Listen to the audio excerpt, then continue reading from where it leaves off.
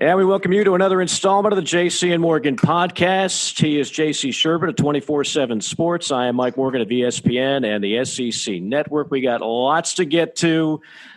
This has got to be the craziest and somewhat most entertaining offseason in college football history, but also the most stressful at the same time. We've got schedules to talk about. We've got odds to talk about. We've got actual depth chart news to talk about. But, of course, it always seems to start with who the heck's going to play and who's not going to play. We've got 76 teams playing college football at the FBS level at this point, and there's the hope for some more, and we'll certainly delve into that.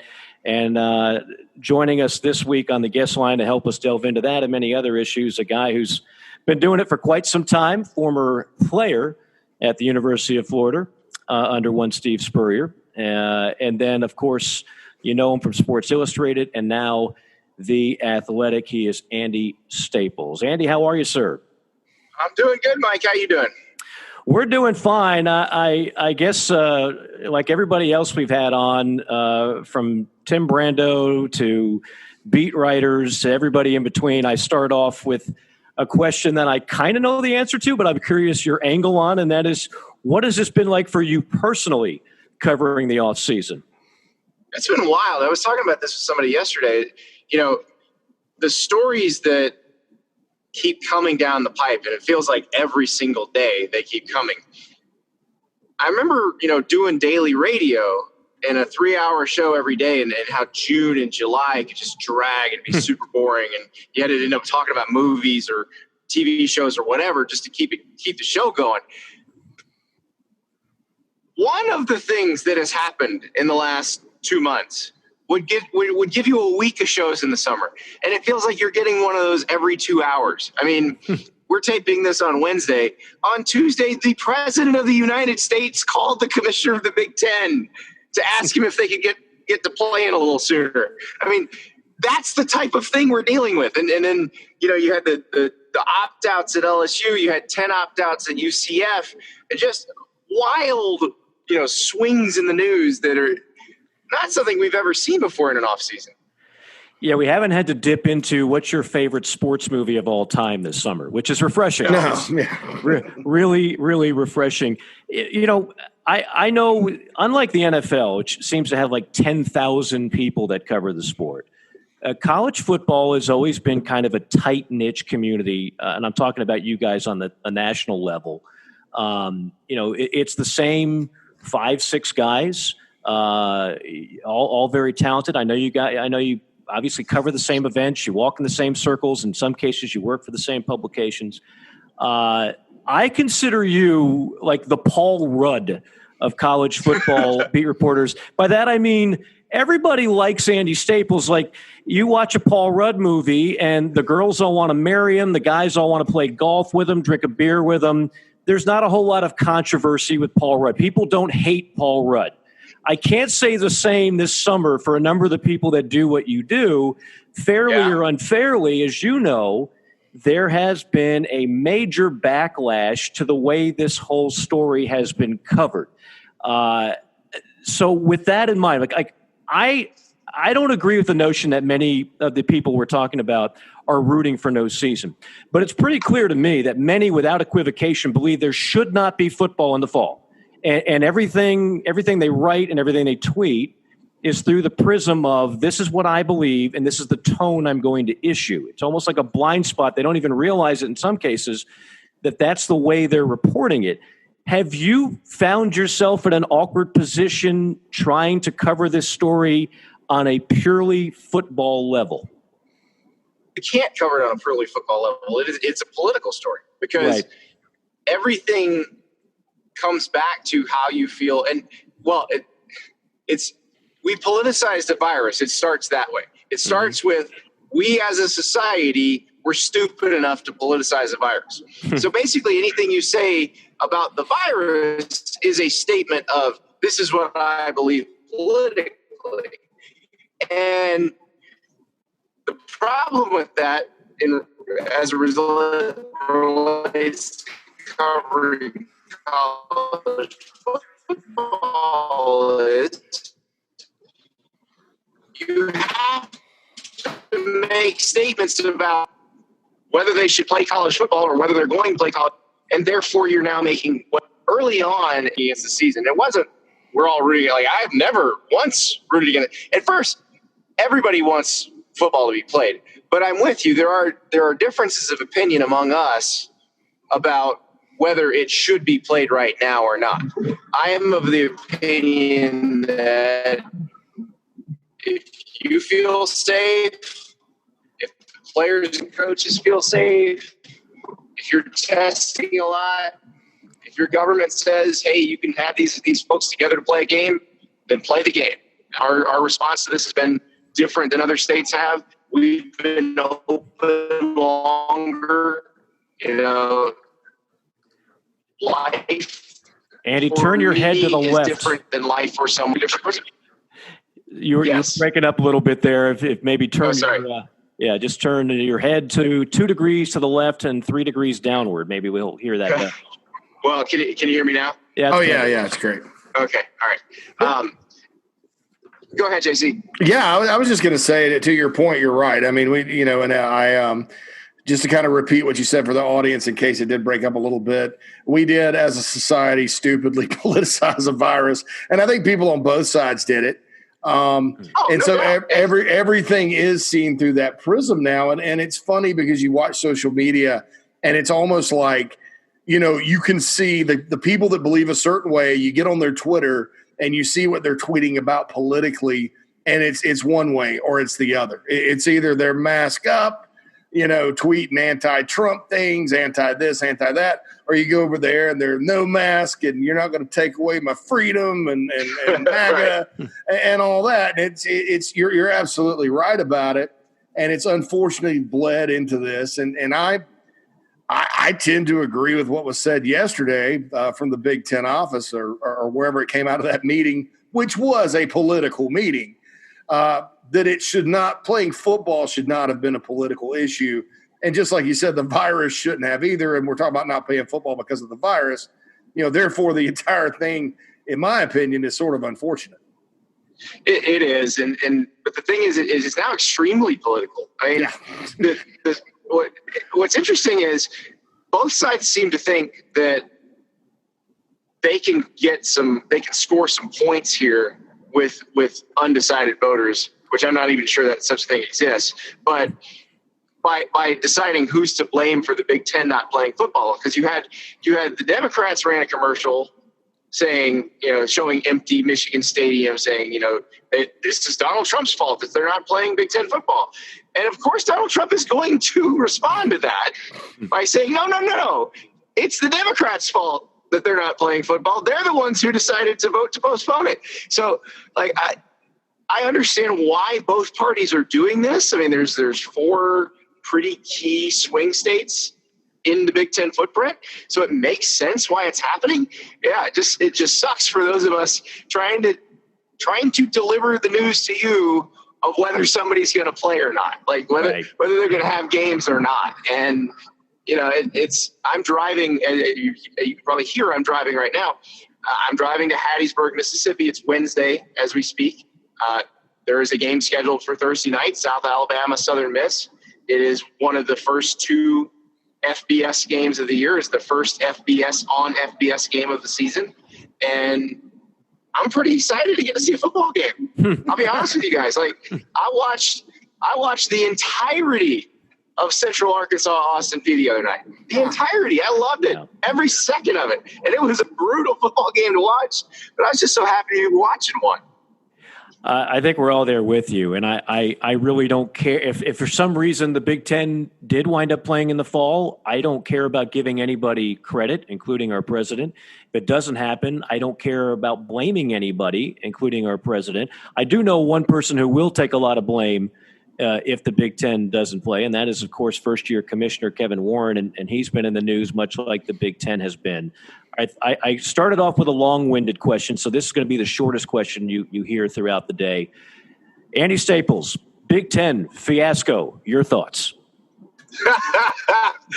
This may be a long answer to a short question. Okay. You mentioned a key phrase in there, first-year Commissioner Kevin Warren. Mm-hmm. I think part of this has been just the way the decision came about to postpone. And my feeling on the decision to postpone, like, it's interesting if you look at the difference in the Pac-12 and the Big Ten. And some people can argue, okay, well, you don't have as many people who care as deeply about Pac-12 football, so that's why people aren't going nuts about that. I don't think that's necessarily true. I think people aren't going nuts about the Pac-12 because they were very open about why they made the decision when they made it. They explained every step of the way why they made the decision. They said, you want to read the medical advisory committee's report? Here it is. Everybody can read it. And they had, one of the doctors from that committee talk. They had one of their presidents talk. They had an AD talk. Ray Anderson, the AD at Arizona State. Larry Scott, the commissioner, talk. David Shaw, the coach at Stanford, has been out there talking a bunch. And they really didn't muzzle anybody. And they kept everybody informed every step of the way. For example, when the Pac-12 decided to postpone, they announced it the same day as the Big Ten, August 11th. August 10th, they had a conference call with all their coaches saying, here is what is going to happen. This is why we did it. You're welcome to ask any questions you want. We'll answer them. And they did that. That never happened in the Big Ten. The coaches were not consulted. They weren't told, not even consulted. They just weren't even told. They were finding things out the way almost everybody else was. The ADs were probably a little better informed, but they really weren't consulted. And, first-year commissioner, Kevin Warren. Now, if you're the commissioner of a league, you go into that and you're told fairly early on, listen, you serve at the pleasure of the presidents. You work for the presidents. You got to keep the presidents happy. And I get it. The thing is, you can't decide then that the AD's opinions don't matter or that they're not important, because they're very important. If you want to know how important having the ADs on your side is, ask Larry Scott in the Pac-12 what it's like to not have the ADs on your side. He's been under fire for 10 years because he immediately alienated his ADs. And it will eventually come back to haunt him, because I think, we may have seen this week that the Pac-12 seems to be looking for its next commissioner based on some emails that came out. But with Kevin Warren, I think it was a case of not understanding how much consensus you have to build as a conference commissioner. And, I think if he'd have asked John Swofford, if he'd have asked Greg Sankey, if he'd have asked Bob Bowles, if he'd have called Jim Delaney, the guy who used to have the job, and asked, they would have all said, you've got to make sure you have enough of your constituency on the same page that this goes down easy, that this isn't a case where somebody is so mad about it that they're going to make a big stink. And that's the problem they had. They made the decision when they made it. Yes, it's 11-3. Yes, you only need 60% to postpone. But you need to realize how mad Nebraska and Ohio State are at that time and what that could mean. Because think about when Mike Sly was commissioner of the SEC.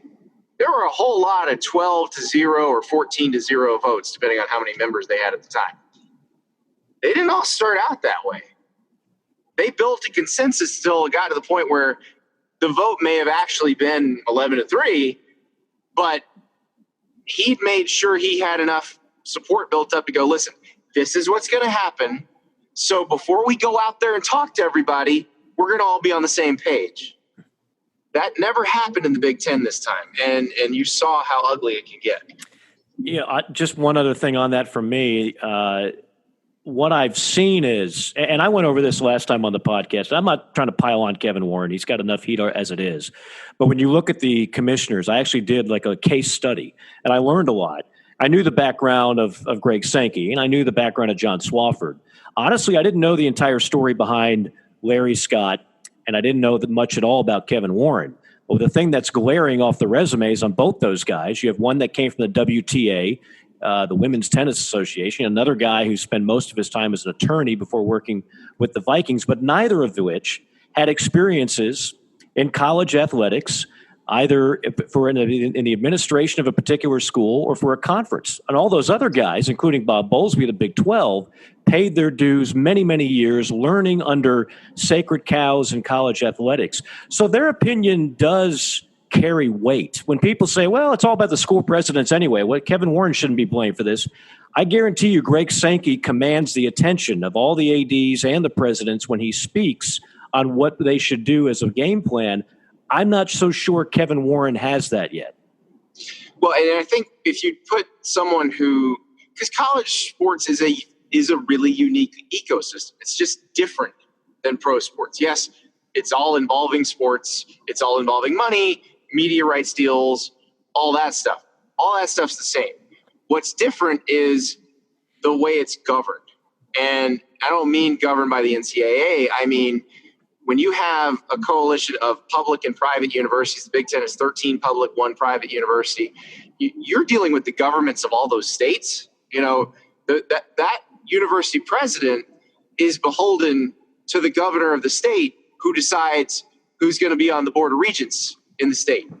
The university president is beholden to the legislature in that state that decides what your appropriations are going to be. So there's a lot more politics at play in that than in working in the NFL or working in the Women's Tennis Association, where you will run up against politics every once in a while, but you will not run into it constantly over and over and at more of a micro level than you're used to. And that's where somebody who's been in college sports would step in and say, okay, it's August 11th. It looks like we have a pretty strong majority that wants to postpone, but you know what? Let's hold off on that. Let's stick a pin in that and see if we can take another week and talk Nebraska and Ohio State off the ledge so that they don't come back and keep this thing going and make a stink and make it look like we don't know what we're doing. And I think if that happens, then maybe you have a decision that goes down a little easier a week or two later, or perhaps a week or two later, you make a different decision. And that's, I think, the other thing is the decision to postpone. If the Big Ten, remember the Big Ten had announced their schedule on August 5th. That schedule was going to start this weekend. But they had said we built it to be flexible. We could actually start as late as, mid-September. Well, let's say they had collapsed the weeks in the schedule that they were capable of collapsing and gotten in line with, say, where the SEC is going to start. They wouldn't have to make a decision till right now. Like you could make the player postpone decision now. And I think even if you decided to postpone, it wouldn't be nearly the stink you got on August 11th. Yeah, I agree with you there. I think the whole thing was handled poorly. And you're right. So it's so true about the Pac-12 because when both conferences canceled, I read the medical document the Pac-12 put out, and some of their points were very legitimate, and they were all kind of focused around access to local testing, the financial aspects of it. And look, we all know, Mike and I talk about it on this podcast all the time. What's the Pac-12 lack besides blue chip recruits? These days, that the other four have plenty of money. And so I thought it was perfect. For the Mountain West and Pac-12 and MAC and all the the poor conferences to go ahead and cancel. And I thought that just reading through it, it wasn't this panicky, almost aloof message of well, we know best, and it's all about just safety and all that. There were legitimate facts that led to that, and I think that's why nobody's pushing back. And there's other theories out there. Oh, well, USC wasn't going to be very good anyway, and they could keep Clay Helton another year, and so they don't care. I don't think that's something they were pushing for. But no, you're right, JC. The way that thing read was, they had established some protocols, and their protocols were a little bit different than the other leagues. They had several schools that were going to have to test daily, and that's super expensive. And then they also had the legitimate ethical question of, do we take testing resources away from regular people to do this? Yeah. And it's a tough question to answer. So that's why, you're exactly right. That's why nobody's killing them over the decision they made, because they gave a rational explanation for it. The Big Ten, aloof is a good word for it. Vague is another word I'd give. they wouldn't give any specifics. If they had some solid specifics the way the Pac-12 did, they also might not be in this situation right now. Yeah, and you have Mitch Daniels, the president of Purdue, coming out, basically turning his nose down at like the other conferences, and it's and I'm like, well, that's all well and good, and that's fine. If people are going to disagree, and somebody's going to end up being right, and somebody's going to end up being wrong about this thing, but. Let me just say this, it's a situation where, why would we all gravitate toward the least transparent conference out of the entire Power Five and say, oh, yeah, those that aren't the conference that's not transparent, they're absolutely right. I mean, that's what I don't get about the whole thing is people are like, well, the Big Ten's making the right decision. And I'm like, well, they're the least transparent conference of them all. It makes no sense. Well, and that's the thing. When you heard somebody say the Big Ten's making the right decision, you say, okay, well, what decision did they make? Yeah. Why did they make the decision? They never told you why. You're just saying, okay, they made it because they made it, and it's right because it's what I believe. But that's not a legitimate argument. If you say I think the Pac-12 made a correct or an incorrect decision, then you should be able to defend that either way because you know why they made it. Mm-hmm. The only thing that and we don't know because we're not in that room and it's not like we have a written transcript of it, but the thing you kept hearing as that decision was made, it was right around the time that you started hearing myocarditis. Well, if that's the ultimate end all be all in the decision making process, then why don't you do what the SEC is doing and test for myocarditis? Well, they already were. That's the part that's interesting to me. If you talk to doctors who work with athletes, most of them are going through cardiac screens no matter. Like at Power 5 schools, you go through a cardiac screen when you get to campus. A lot of them do a cardiac screen every year when the players come back for the season. So they're looking for congenital heart defects or any sort of heart inflammation. They're already looking for that stuff. And myocarditis is a known after effect of some upper respiratory viruses. This is not new information. COVID-19 happens to be one of those types of viruses, so therefore it is an after effect. The protocols for the SEC and for all the other leagues were everybody who comes back, whether they were symptomatic or not, gets a cardiac screen. That was already in the documents. That was already in the plan. So that part of it was not, if that was the reason, well, the other leagues had a pretty good reason why they could keep going because they had already accounted for that. Yeah, I mean, the only thing is I understand that the SEC is kind of up the testing in that regard, I guess you could say. So whether that's more frequently. They made more clear what tests have to take place. Right, there's 4 tests you can do, and 3 of them you absolutely have to do. Okay, and as we all know, as we've talked about a number of times in this podcast, I'm sure you've talked about it in your reporting. I mean, there's a lot of CYA going on too. There's a lot of cover your you-know-what because the threat of litigation is always there. And I've talked to different attorneys that say that this is not a mandatory situation. This is an opt-out situation. Not only can you opt out, but you're still given your full scholarship. So a lawsuit 10 years from now from an athlete that has some type of lingering effect, it'd be very difficult to win. I don't know if that's the case or not. I'm not even here to get knee deep into that. But I have enough confidence in leagues like the SEC don't go into something like this willy-nilly without not just talking to doctors, but talking to lawyers. So they have a pretty good idea of what's at stake here and what the potential fallouts and worst-case scenario can be. That's risk management. That's what all these guys do for a living. And I'm sure that's been thought through. I want to ask you one more question on the Big Ten, I guess, as a whole, and then we'll delve into other territories, and that is this. As you mentioned, there was already an FCS game the other night, went off without a hitch. You're going to a game right now. You're driving to Hattiesburg, and being the foodie that you are, I'm sure you'll find a good place to eat there. By the way, how does a foodie live in Gainesville? I mean, you can only eat at Sonny's Barbecue so many times. We need to move you to Atlanta or something, give you some options. Listen, just because Just because Sonny's came from Gainesville doesn't mean we all eat there. Hey, I love Sonny's. Trust me, Man. I've eaten 100 barbecue pork platters at Sonny's Barbecue, so I'm not knocking it. I have too, which is why I never have to do it again. Exactly.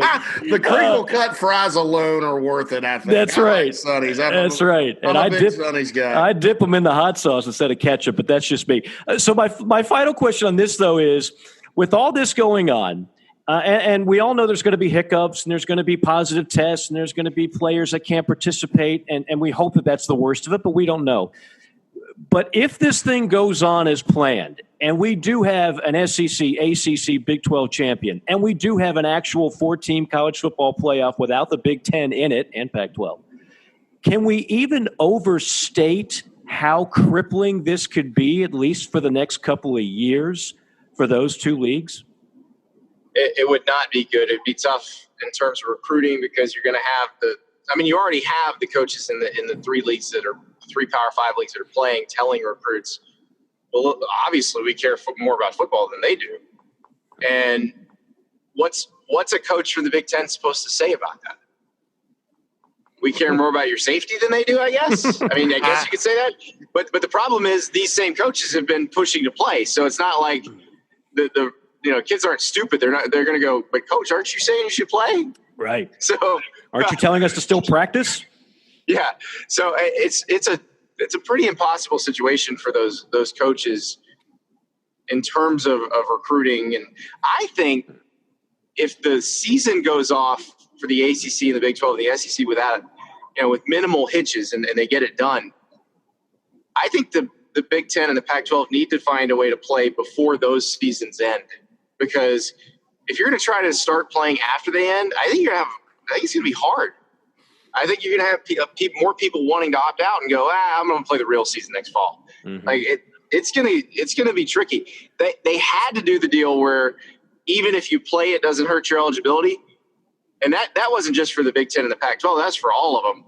There wouldn't have been a season if everybody could just opt out and this season was going to count against you.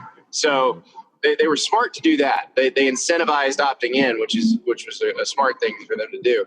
But, yeah, I think it's going to be tough going forward. And I don't know if you are James Franklin or Ryan Day or Jim Harbaugh, what are you supposed to say to that? There's no response that you can give. You know what side you were on. You know you wanted to play, but you can't change what happened. And, of course, that doesn't even factor in the tens of millions of dollars that'll be lost. At least these other schools are getting TV money, even if the stadiums are 75% empty. So you lose recruiting, you lose image, and you lose a whole lot of dollars. Now, maybe Ohio State can weather the storm very well, but there's some other schools in the Big Ten that'll definitely feel that hit substantially. His name is Andy Staples. He's with The Athletic, does a superb job of covering college football, has done so for years. Andy, the story that we probably would have been, the red meat for all of us during the dog days of summer would have been, had it not been for COVID, NIL. NIL now is almost like a back burner discussion. I've heard your thoughts on this over the years. You've always been a strong NIL guy. And to the point where, I always worry about, I'm in favor of it, but I do worry about how it's going to be implemented. And you're kind of almost a wild, wild west guy. Like, hey, look, if some knucklehead booster wants to give a guy $100,000 for autographing a few footballs, and so be it. Let's do true free market and let it roll. It's not my job to tell anybody how to spend their money. I got you. So with that being said, where do you think where are we going to land with this? How different states have different timelines. The NCAA is trying to wrap their hands around it, but we know the Power 5 runs their own playbook. Where do you think we end up when the smoke clears on this? Well, they're trying to get a federal law passed. This is a pretty inopportune time to try to get a federal law passed where there's a pandemic, it's an election year, and there's a whole lot going on. But the thing is, if they want a federal law, they're going to need it passed before the Florida law takes effect next July. Because once it does, then you pretty much have to follow that because all the schools in Florida will be subject to that. They will have to allow their student, their athletes to make side deals. And So everybody else is going to be allowed to do that too. So if you just allow the Florida law to go into effect, that will become the law of the land.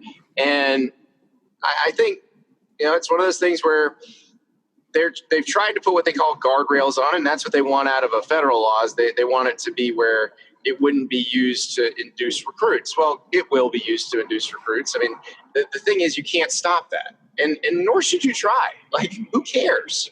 And everybody's gonna say, well, that means the same 4 schools will get all the best recruits. You mean like they do now? Cool. I think maybe SMU can get back into the game now. They seemed pretty good at this when they were doing it before. Now they can kind of do it legally. Oil money always holds up. That's for sure for those Texas schools. Not just SMU. I mean, if we take off the guardrails for Baylor, if we take it off for Texas Tech, who knows how that could change. But here's the thing, guys. I mean, I think people are having these dollar images dancing in their heads that are just not realistic. I mean, true market value. Very few people that would even command 6 figures. So, and then that people use that as an argument against. It's not an argument against. If somebody was willing to pay me an extra $30,000 in college, that would have been life-changing money. So, You know what? Let them have it. And my thing is, this is the best compromise between making all the athletes employees and doing it like that. And you can still have the scholarship system.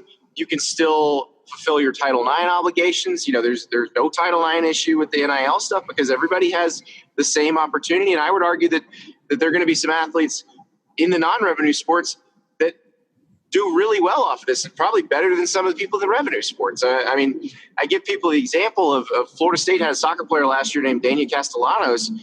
She was a member of the Venezuelan national team. She's very, very popular in her home country, and she had 1 million Instagram followers.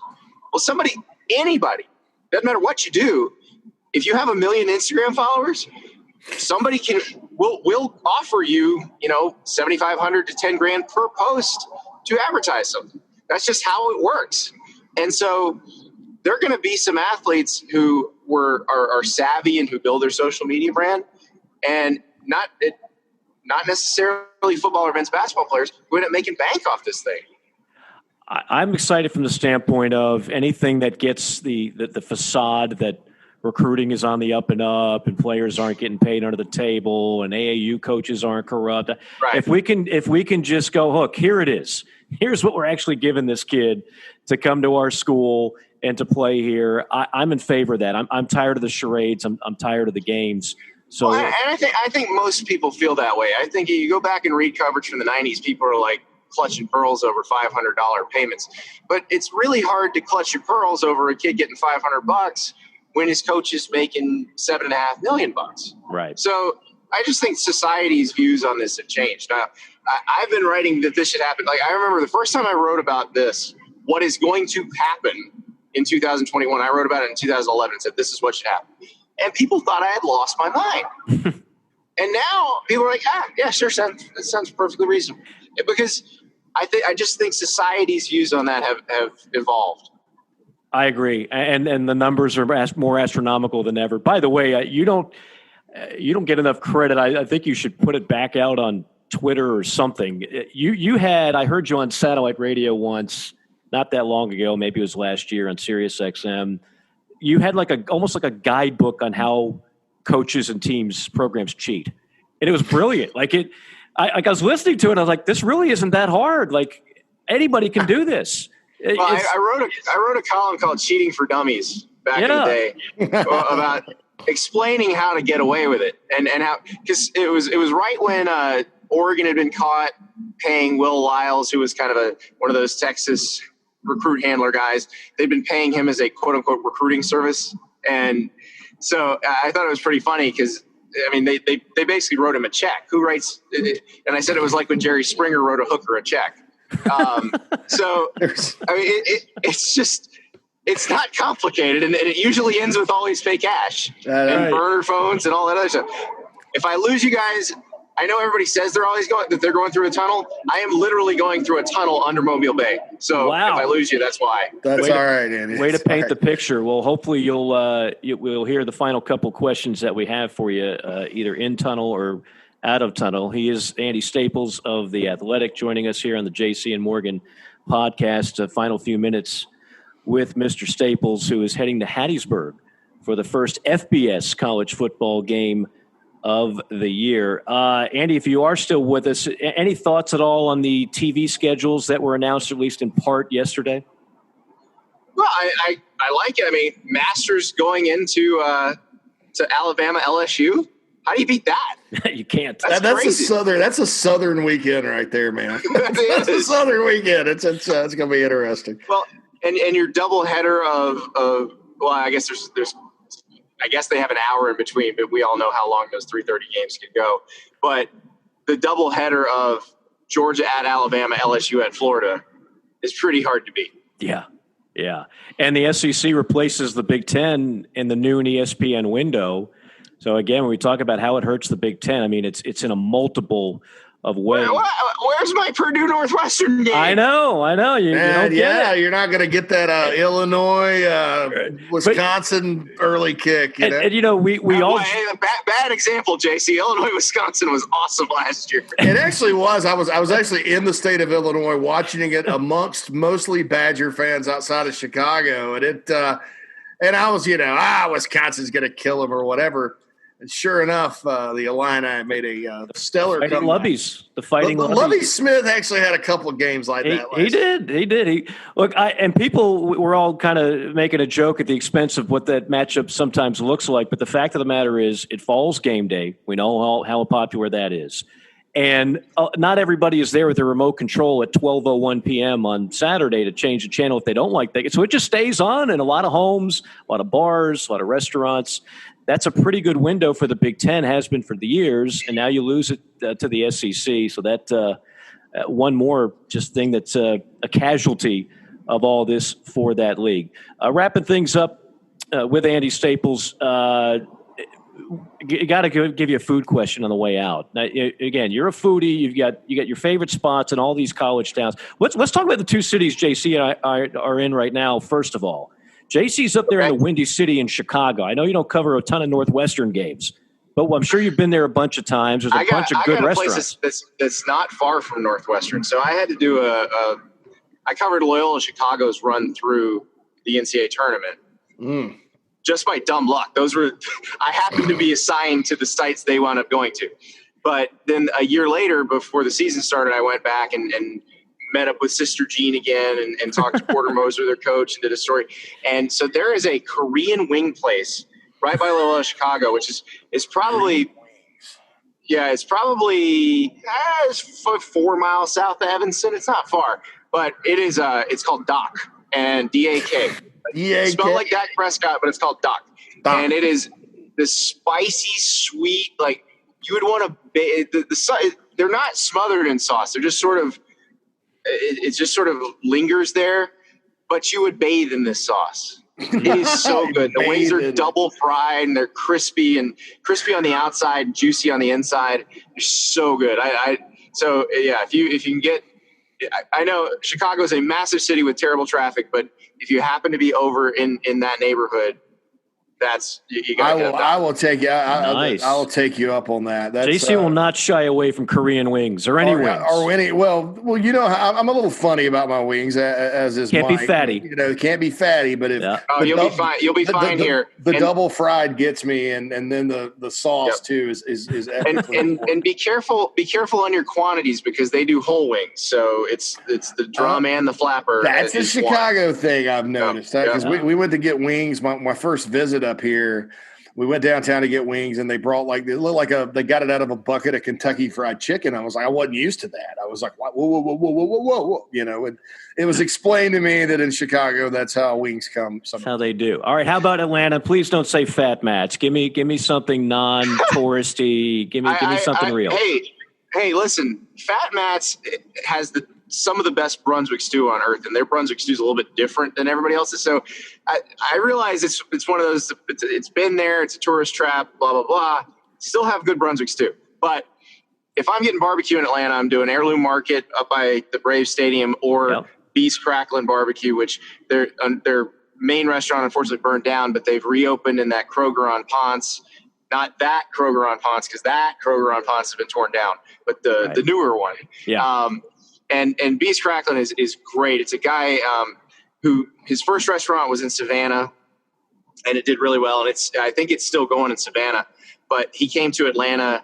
I want to say it was like 2016, maybe 2015, and just fantastic pulled pork, great ribs. They do these kind of corn. We called them hoe cakes growing up. They call it crackling cornbread, but I love to wrap that crackling cornbread around pulled pork, and they got this like peach barbecue sauce. You just put a couple little drops of that in there. Wow. It is fantastic. And they do hash and rice. Now, I know you guys lived in South Carolina for a while. Right. Yes. When I say hash and rice, you actually know what I'm talking about. Most people do not. I miss hash and rice. I've been in Atlanta 10 years. I've not heard of this place. I'm a little embarrassed. So now you've given me a good tip here. This is good.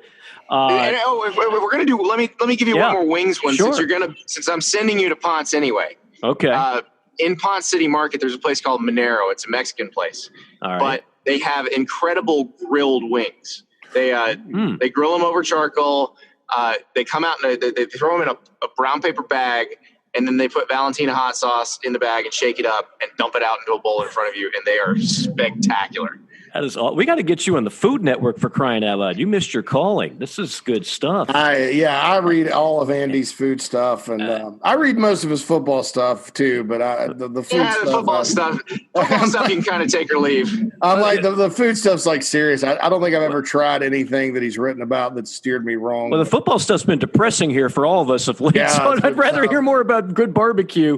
All right, let's get you out on this. One football question. You can go as quick as long as you want on this. SEC championship game, assuming it goes off without a hitch, who are we going to see in Atlanta? So here's what I wrote the other day, and gaming it out, this feels like it would work. It's an Alabama-Georgia rematch from the game in Tuscaloosa. Mm-hmm. Alabama wins the game in Tuscaloosa.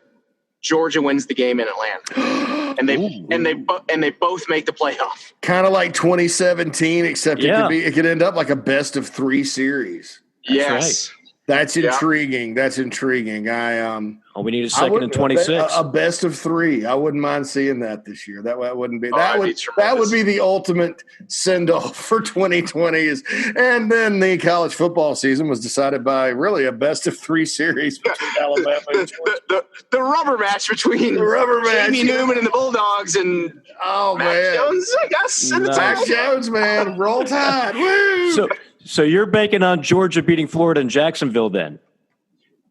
Listen. Until I see it happen, that's kind of how Georgia. I feel.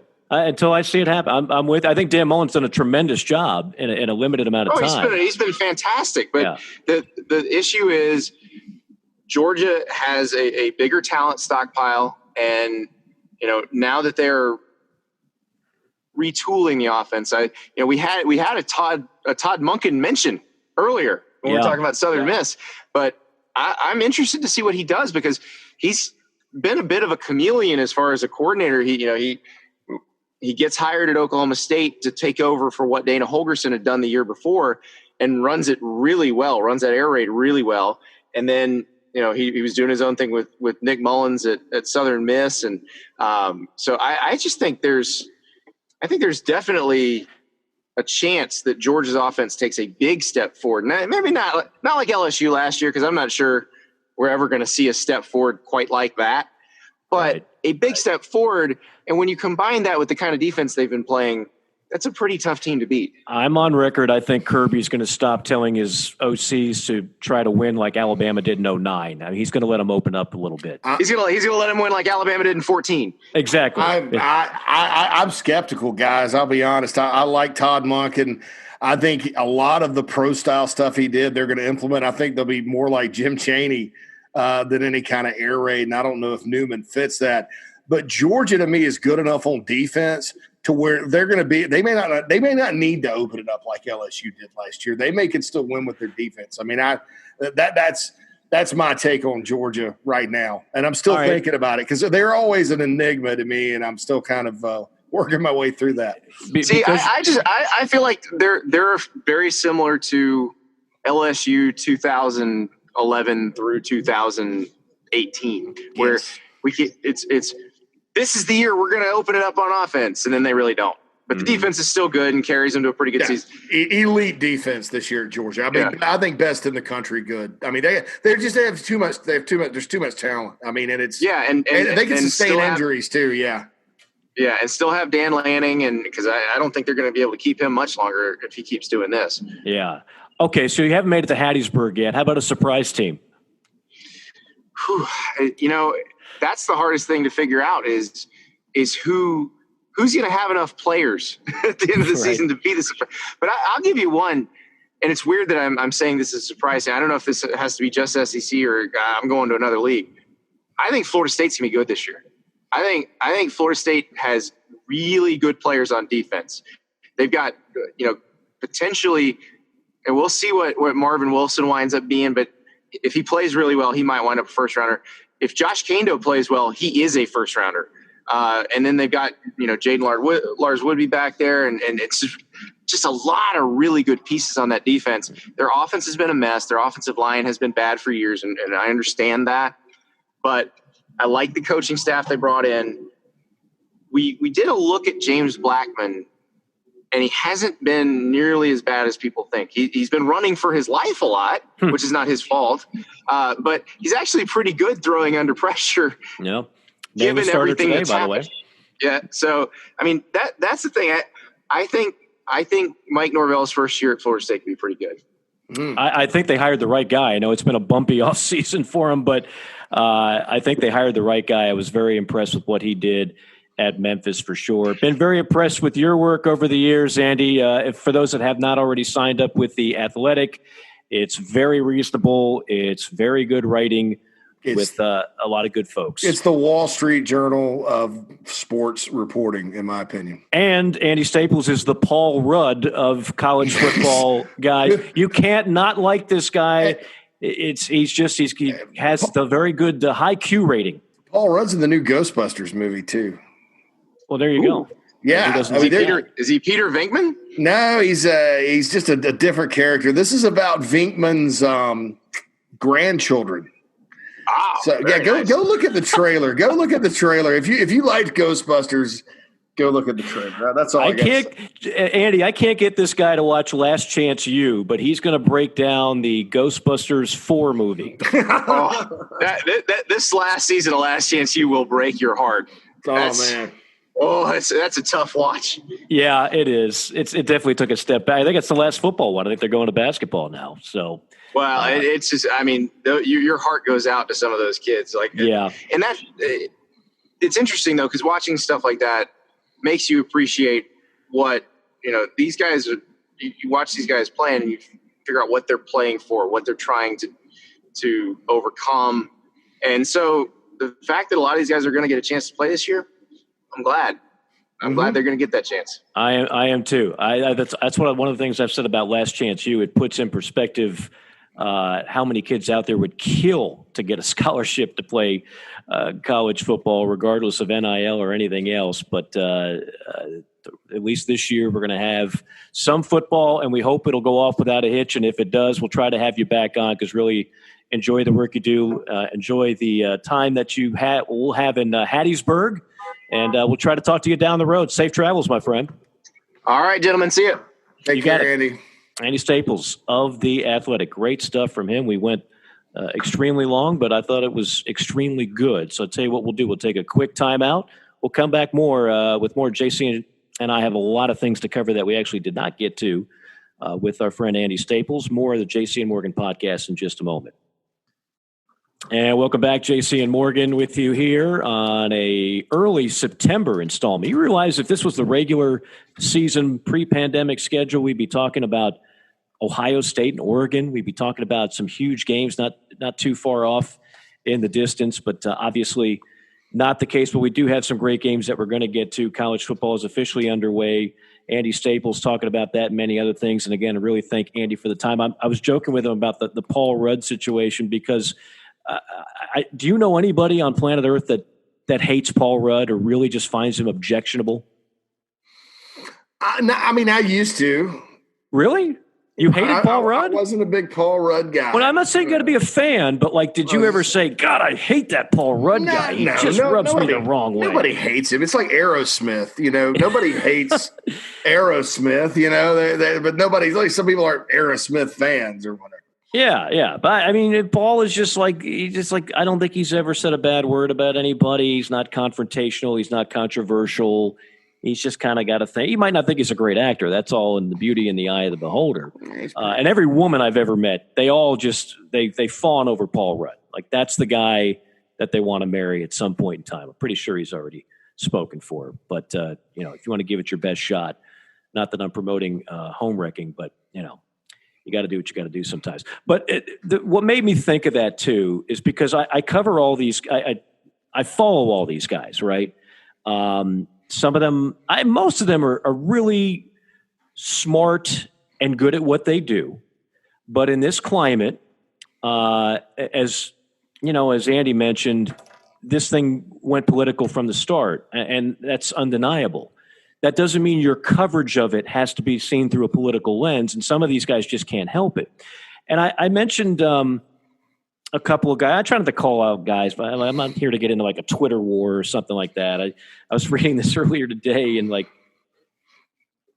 keep going. And I was reading this about reading on Twitter, just different guys going back and forth, Thamel, or as he's known on Paul Feinbaum's show, Pandemic Pete. He writes something about the Trump situation yesterday and basically saying, well, it's all about nothing. And then you got another guy who says, well, when I hear Dennis Dodd, Pete Thamel, or Dan Walken talk, and he's got a picture of the CNN reporter, and then a girl named Amanda says, after Walken says, even if the Big Ten decided today it was ready to play football on October 10th, that'd be extremely ambitious to the point of being unrealistic. And Amanda says, but somehow it's okay for the SEC? Stay miserable, Dan. And this just goes on. And it has gotten to a point where a lot of college football fans absolutely cannot stand some of the people that they're getting their information from, because they feel as if their number one priority is to politicize it to one political party, or just I hate so-and-so, as opposed to just giving me the facts that I need to actually know what's going on in the college football season. So some are less egregious than that. And I think Stuart Mandel does a good job. He's also with The Athletic. But I picked up on just every time he tweeted something about numbers, about COVID or anything, there was always this caustic tone that surrounded it. Nicole Auerbach, same thing. Yeah. Yeah, right. Again, it's the same half dozen people that are all over the coverage of the sport. And, if you're a college football fan, you may or may not follow them on Twitter. I follow all of them because I never knew what their politics were. Honestly, I didn't care. But now I'm forced to know, because some of them truly want me to know how they feel about everything as it regards to COVID and how it's been handled, and the politics of this, the politics of that. It's just inescapable, unfortunately, from a lot of different venues. So Stuart Mandel, I really admire him for this. He caught himself kind of falling into this trap. And it was clear, again, as I pointed out, I don't think a lot of these people are rooting for football to not be played. I just think inherently it's obvious with everything they write and the tone of what they write and say, they just simply don't believe it should be played in the fall. They just don't. And that's well, yeah, it just blends through. It just comes through everything that they write or throw out on social media. So Mandel on August 26th caught himself doing this. And he came right out and he said, look, before I get to your questions this week, I want to address something that's been weighing on me and many of you. Writing and tweeting about college football in the time of COVID has been the greatest challenge of my career, because the topic is so emotional and has become so divisive. I've been accused at times of being too negative or even that I'm trying to bring down college football due to some political agenda. Up until recently, I mostly brushed off those comments.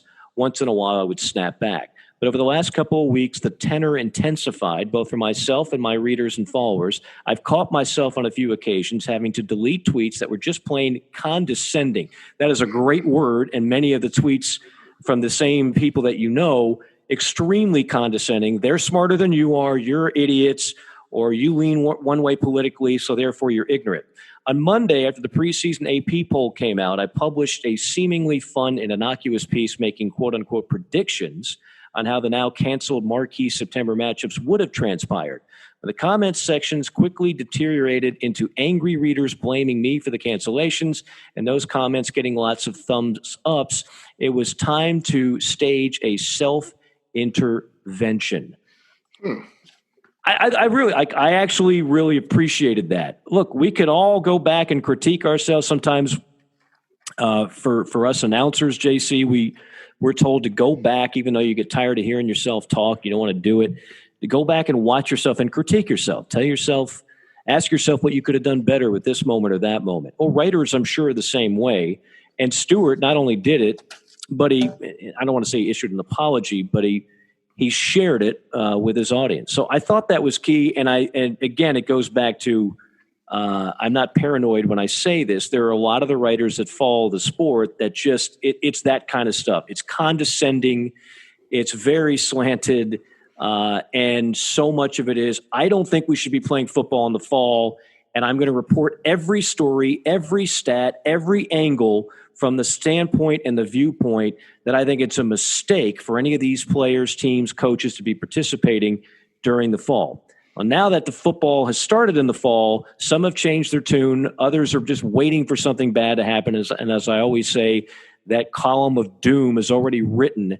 They're just waiting to hit the send button. I hope maybe some more will fall in the line of Stuart Mandel and try to catch yourself if you're doing that. Take yourself out of the equation because nobody really cares what you think should happen.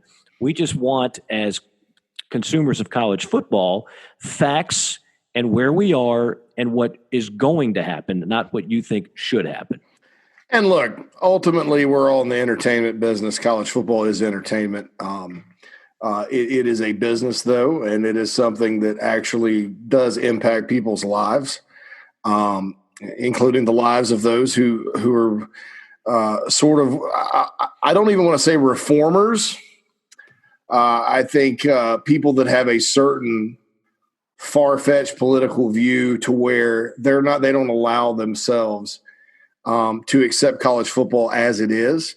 They want it to fundamentally change. And I think that where the disconnect comes in is you can't, they don't have any answers. They're just like, well, this is wrong. They need to change it. There's no answers as to, well, what about this, this, and this? And some of them are just insane. And you can tell because they were very panicked about, they can't have a season, because they would be happy if they canceled the season for other reasons, because I think they feel like there's some, victimization of players going on. The fans don't deserve it. They're mad at a lot of college football fans because a lot of college football fans, not all of them, but some of them, and a big chunk of them didn't vote for the guy that they wanted them to vote for. So I think that they're very hostile towards their audience. And I think that taking the pandemic seriously is one thing, and we all should do that. I think going overboard and overlook and dismissing anything that doesn't align with your worldview is quite another. And if you're in the entertainment business, man, ultimately our audience pays us. They're our customers. And if you continue to take a tinkle all over your customers and act like they're stupid and act like their opinions don't matter and that they're just, beneath everybody and all that, eventually they're going to turn on you. Believe me.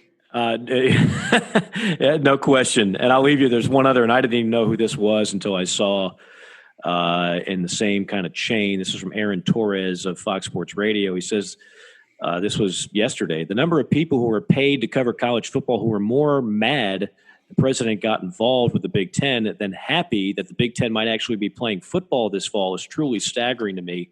And I think a lot of people feel that way. Mm-hmm. And these are these are not necessarily Trump supporters. I don't think people are going to be doing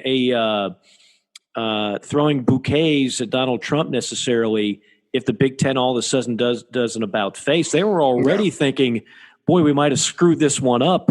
Boy, Kevin Warren might have spoken too soon. As our guest mentioned, really just did not involve a whole lot of people in the process. I think he thought the other 4 leagues were going to go, oh, well, they must know something. Let's all shut it down.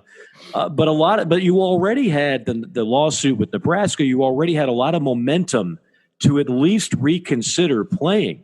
So I wasn't concerned about giving anybody credit if the Big Ten did an about face. I was more concerned about, hey, maybe now they can be a little less knee-jerk reaction on this and try to actually let it run its course. But as of right now, who knows? I mean, it's September 2nd. The Dan Patrick tweet yesterday, Dan has had an inside source clearly from the Big Ten that has been giving him information.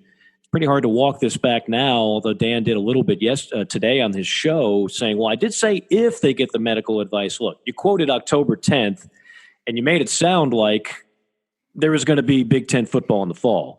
But then you have other reporters saying that's really not even close to being accurate, and there's the bottom line is the buck stops with the school presidents, and there's nothing to lead anybody to believe that they are all of a sudden going to do a 180 and turn their nose to yeses. Yeah, and I'll say this. You had the Mitch Daniels condescending, and he's the president of Purdue and used to be the governor of Indiana. He's a Republican, for those of you that don't know, talking about how we made the right call because 28 of the 34 conferences did this, that, and the other. And, most of those conferences canceled because they weren't – it was money, But he said that. But then the president of Ohio State, who, again, if you want to talk politics, was a member of the Obama administration – she's new – made the point that we are working actively towards options to play in the fall. And she said, and I'll remind you that the fall ends on December 20th, which it actually does in the solstice calendar, Mike. December 21st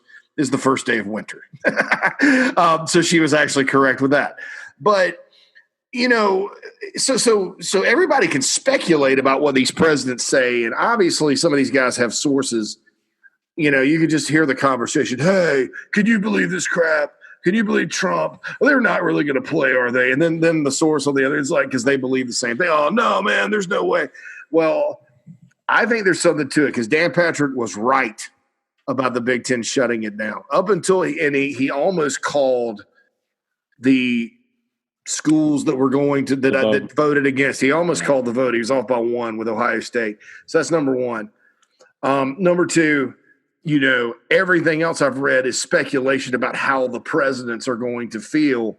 The two on-the-record comments I've seen from presidents have not been committed to playing, but they've at least left open the possibility. Yeah, I'm not even going to wager a guess. I hope they will try to get it done in the fall. I do, but the clock is ticking. It's not like you can just hit a button and all of a sudden, you launch the missile and it's just done that quickly. This is a planning period that has to take place before you actually get ready for week 1 of a season if you're going to play it. Yeah. And we're not there yet. So I don't see how October 10th is even a possibility or ever was a possibility. So I don't know what source gave him October 10th, but I don't see that really. I don't see that really coming into play. I think if they started on the 17th or the 24th, they'll have time. They have to get everybody back together, back in camp, all that good stuff. You could play an 8-game schedule, 7, and have division winners and get it in because that's what they care about anyway. All right, Mike. So there's some breaking news out there that we will probably want to touch on before we get off the podcast because I have a feeling it's going to develop into a huge story here in the next couple of days. Do you know what I'm about to talk about? Jamie Newman, the quarterback. Remember, I just sometimes I'm prophetic about things like this. I just have unease about Georgia, unease about Newman. According to sources, and this is from Dogs 24/7, the 24/7 sports site, From Jake Rowe, here's the direct report. According to sources, Jamie Newman is considering opting out of the 2020 football season. He apparently is not going to play for Georgia this fall.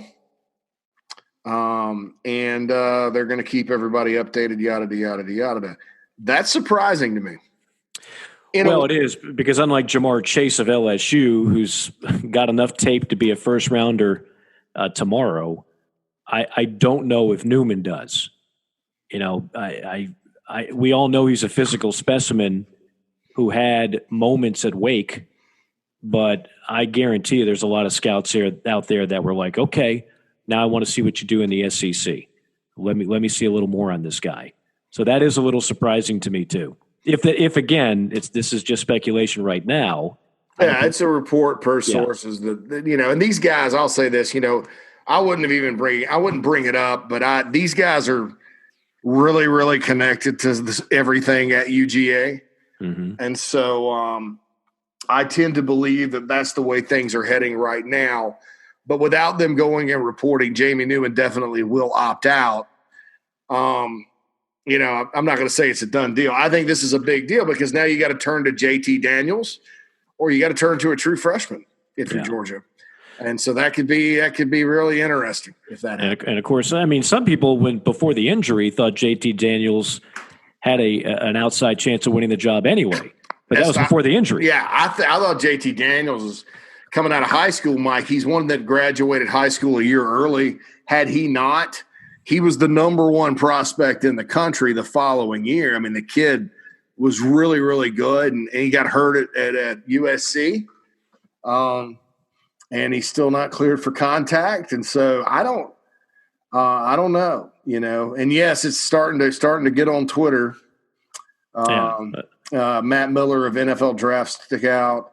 And I don't understand it. I would like to hear Jamie Newman's reasoning for opting out this year. Cause I thought he was kind of a guy that was chasing the limelight, going to a bigger program at Georgia after really Wake Forest and that system at Wake built him into who he was. I didn't blame him. He wants to go play pro football or whatever. But it's just kind of curious. I'm curious as to the reason. I don't want to question the reason because there's probably a good one. But I mean, this is just very interesting to me because like you said, with Daniel still hurt and not cleared at UGA, it wasn't like he was going to get beat out. Yeah, I'm just like you and everybody else reading this. I'm looking at it right now. I mean, this would be pretty stunning. There's no question. But if there's anybody that's pretty well equipped with a plan B, it would be Georgia. That when the Daniels transfer happened, it was like, okay, well, that's nice.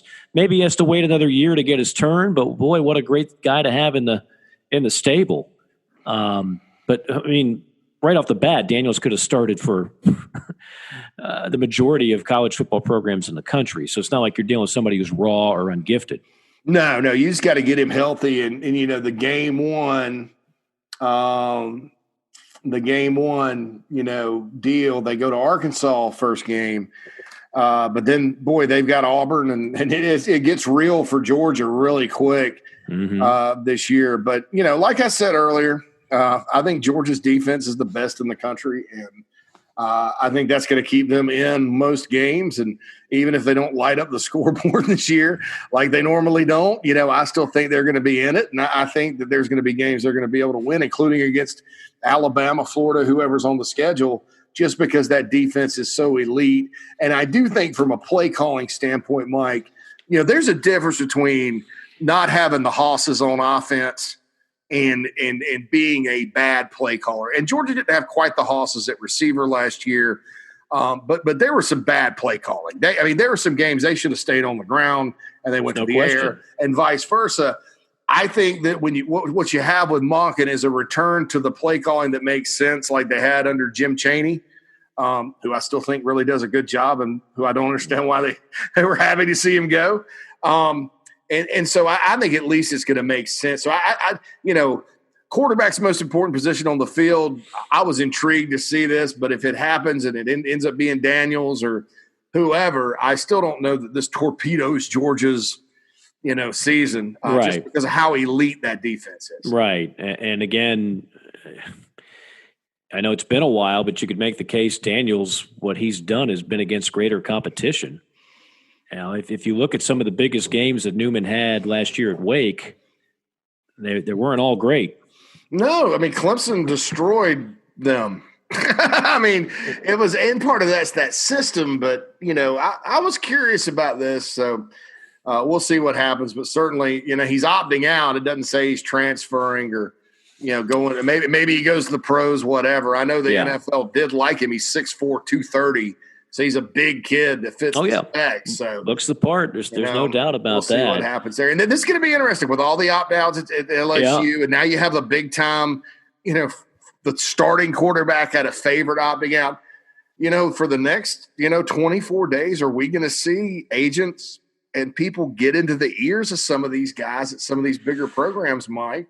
And then we're probably gonna have a free for all, because then the favorites aren't the favorites anymore, except Clemson, because nothing like that ever happens there. They'll have all their guys enrolled. They'll stay for an extra year. I think that it's important to note these opt outs are not in large part COVID related. No. For years and years, we've known the biggest difference between football and basketball is what? The NFL has the perfect rule for the NFL. So they don't have to waste time on babysitting 19-year-old prospects and hoping that they pan out.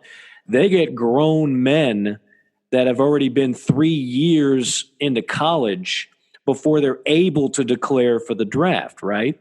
And the kid and this benefited college for so many years, because what are the young men going to do? Yeah. Well, if they don't play college football for 3 years, I mean, just going to go do CrossFit for a year and work out at the LA Fitness to try and stay in shape, and then and expect them to be ready? No, they're playing for 3 years in many cases, not because they want to, but because they have to. Well, the moment that all these colleges uniformly said, if you opt out, we're still paying for everything. You still got a full ride. And again, I know for a lot of people that are still living in the college athletics world of 40 years ago, where, you got $10 laundry money on top of paying for your school, this is a different deal. They're getting everything free, and they're getting money on top of that under the title cost of attendance, what have you, grant money, et cetera. So if you already think you're going to be a high draft pick and you feel comfortable enough that you could just sit out and still be a high draft pick, that's not a COVID call as much as it is that is a decision they're making, thinking, I'm ready. I don't have to do anything that might hurt my stock. I don't want to have to risk an injury. I'm just going to prepare for the draft. I think this would be happening in a non-COVID world if you still guaranteed kids that everything would be taken care of for that final year, and they could just lay back and let it all pan out and then get ready for the draft. Yeah, and apparently now it's been confirmed directly. So right here before we close out, Mike, Jamie Newman opting out. Wow. For Georgia. Yeah, I just saw that as well. Wow. Well, the plot thickens. And look, I don't think this is going to be the last thing that happens at at every program. I mean, there's been a lot of Vandy kids that have opted out so far, but when you start getting to the Jamar Chases and then the Jamie Newmans, who some people had on the Heisman odds this year, when you start getting into that, I mean, then things can get a little bit wild. And so I'm looking forward to talking with you, brother, and whatever else other guests we have here moving forward, because it may get even wilder before we actually kick this puppy off. We started with a bombshell guest. We end with a bombshell news report. Plenty to talk about next week as we are in the nitty-gritty. It's September, and it actually is starting to feel like football in some shape or form, which is great for all of us. That's for damn sure. Good stuff again. Our thanks to Andy Staples. And our thanks to everybody tuning in once again. JC, I know I still get people ask, they're still new to the podcast world, how do they sign up? How much does it cost? Free. And how do they make sure they get to enjoy this each and every week? I want everybody to go. And look, we didn't get to the questions today, because we had a guest and then we had some breaking news. So we're definitely going to get to that and Big 12 talk. One of our Twitter followers wants more Big 12 talk. We've got it lined up. We had Andy on today, and we got with this Newman in the weeds here with the Newman thing. So, what you got to do is you got to go to Apple Podcast. If you have an iPhone, which most people do besides Mike, and you get you subscribe there, it's free. It gives you a little notification when it comes up. Roll down, rate us 5 stars, write a little review, just say, hey, I enjoy the podcast. And if you leave a question there, we will answer it on the podcast on the next episode. I promise we'll get to all of those. Kind of a mailbag. You can also follow us on Twitter at JC and Morgan, spelled out. The and is spelled out at JC and Morgan. Or follow me at JC Shurburtt, or follow Mike at Morgan On Air. We're all over Twitter all the time. And then there's always other ways, like the Stitcher app. If you're a Android user, a nonconformist like myself, use the Stitcher app or a Podcast Mania app. Google Play, Podcast Addict, Spotify. We're on Spotify. We're on all kinds of things. So iHeartRadio. I was surprised we were on iHeartRadio. That kind of caught me off guard one day. But we're everywhere. So if you want to do that, but if you wouldn't mind getting on that Apple Podcast thing, that's kind of how we move up in the rankings. Rating us 5 stars, leave us a question, we'll answer it. There you go. It's not enough to just tell us, which many of you have, but go ahead and actually put pen to pad or finger to keyboard, whatever the case may be. Woof. That was a lot in one podcast. There's a lot going on, man. I need a spritz. JC, take care. We'll talk to you next week. Everybody enjoy your football Saturday. Yeah, you heard me right. Your football Saturday. Mike saying so long. We'll see you next time.